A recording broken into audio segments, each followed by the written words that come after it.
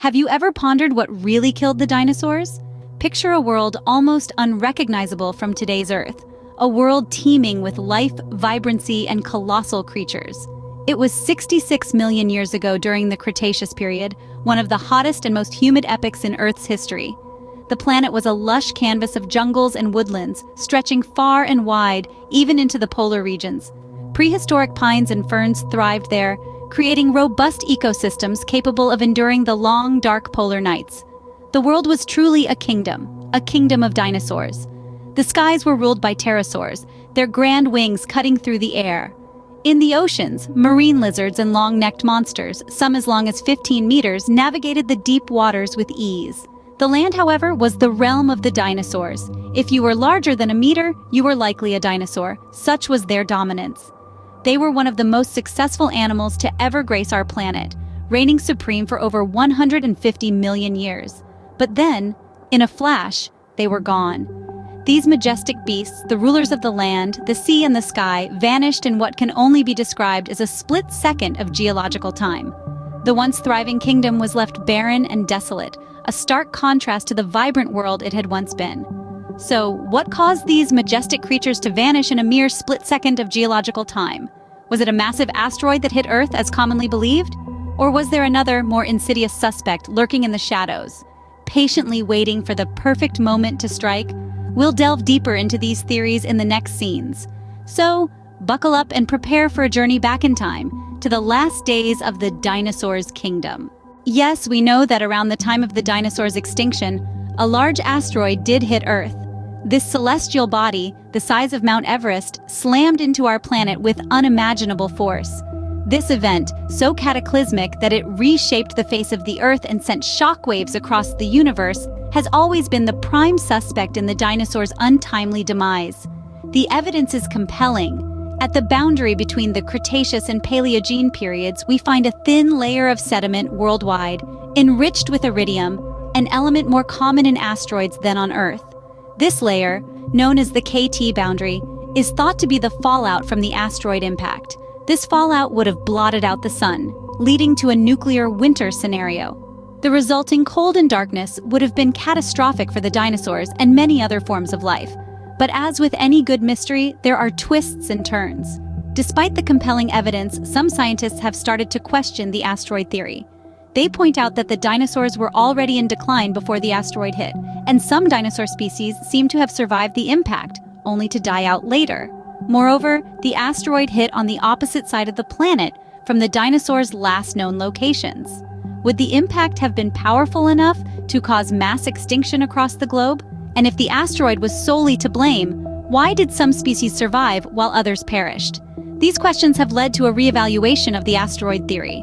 While no one disputes the asteroid's impact or its devastating effects, some scientists now believe that it may not have acted alone.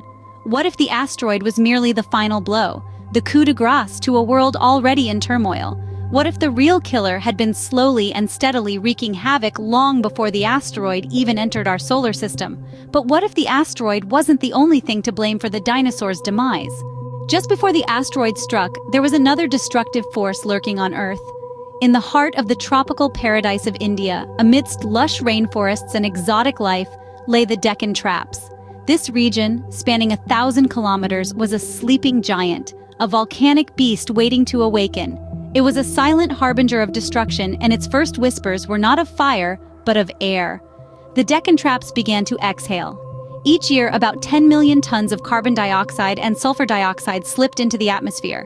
To the untrained eye, or rather the untrained nostril, this seemed insignificant. After all, Earth was a vast planet, and these emissions were but a drop in the ocean. So, for hundreds of thousands of years, this silent onslaught continued, unnoticed. But the problem was, these emissions wouldn't stop. Over 500,000 years, they began to pile up.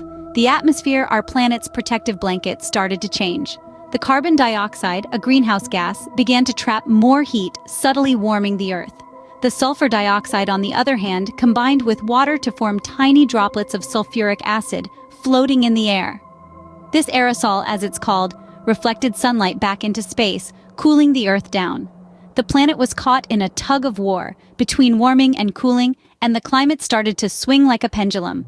While the dinosaurs roamed the Earth, basking in their reign, they were oblivious to the silent beast stirring beneath India. This beast, the Deccan Traps, was only just beginning to show its destructive capabilities. The initial emissions of carbon dioxide and sulfur dioxide were merely the first sigh of the awakening beast, a quiet prelude to the symphony of destruction that was yet to come. These emissions were just the beginning of the Deccan Traps' destructive force. The stage was set, the players were in motion, and the curtain was about to rise on one of the greatest catastrophes in Earth's history. About 300,000 years before the asteroid, the Deccan Traps started to vomit lava. It was a sight that would make even the bravest dinosaur shudder. The once tranquil paradise of India, with its lush rainforests and exotic life, was being transformed into a fiery hellscape. The eruption was not just a simple burst of lava from a single volcano. It was a relentless flood of molten rock that seeped from the ground, spreading across the landscape, obliterating everything in its path. Picture a scenario where volcanoes stretched beyond the horizon, constantly active, releasing a steady flow of poison and lava. As the lava flowed, the air filled with toxic fumes. These gigantic clouds spread across the region, carrying a deadly cocktail of gases. The air, once filled with the sounds of life, now echoed with the hissing of sulfur and carbon dioxide.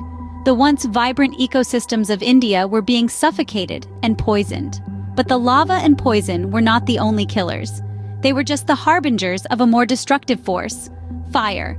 The intense heat from the lava ignited the lush vegetation, sparking massive wildfires. These fires raged across the continent, fueled by the abundant foliage, and turned forests into infernos. And in these fires, the first victims of this catastrophe met their fate. Dinosaurs, the dominant creatures of the land, found themselves engulfed in flames. They were trapped, unable to escape the wildfires and the flowing lava.